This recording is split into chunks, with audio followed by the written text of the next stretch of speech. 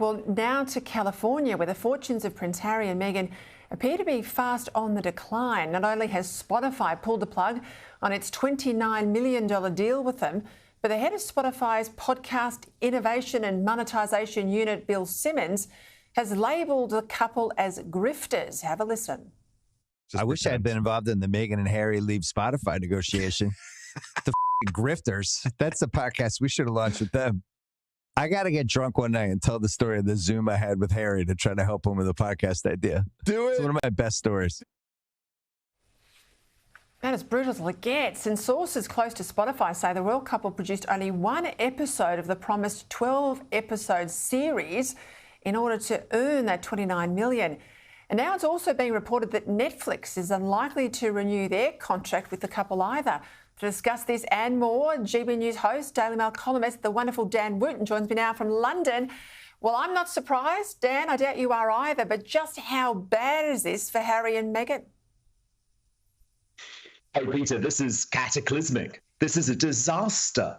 I mean, who do they blame for this? When they fell out with the royal family, they were able to say it were the horrible men in grey suits who were trying to hold us back, who were trying to stop us doing what we wanted to do. In fact, many of those men in grey suits said the same thing about Harry and Meghan. They were lazy, they were entitled, they only cared about themselves. Now they've had that same damning verdict from the woke companies who are meant to be their friends.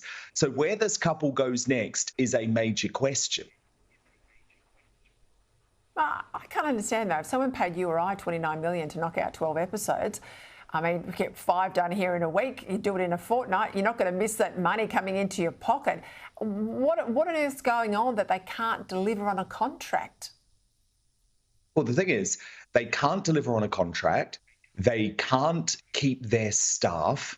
They can't actually prove that they are able to work. And this was always the risk. This is why so many folk within the royal establishment said, don't do this, because not only are you going to have to sell out your own family members, you're going to have to work really hard. And I think it's really important to contrast the failure of Harry and Meghan in Hollywood. Remember, they said they were moving to help to change the world, Peter, with Prince William, who this weekend unveiled a plan to try and end homelessness in the UK. Now, look, it's a lofty ambition indeed, but it's not something he has to be doing. It's not something he's being paid to do. It's because that guy has a genuine belief in public service. His brother and his brother's lazy, entitled diva wife believes that they deserve to get paid tens of millions of pounds to do absolutely nothing. And can I just say quickly, Peter, Bill Simmons speaking out like that, that is extraordinary. That doesn't happen in Hollywood.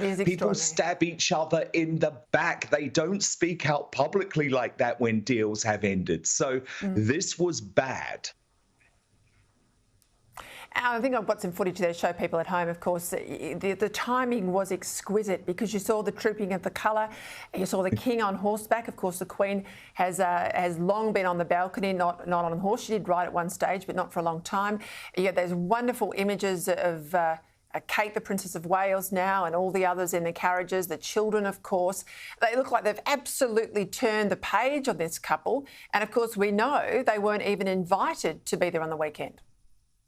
No, they weren't. First time that Harry hadn't been invited to Trooping the Colour. First time, as you say, that a monarch had been on horseback since 1986.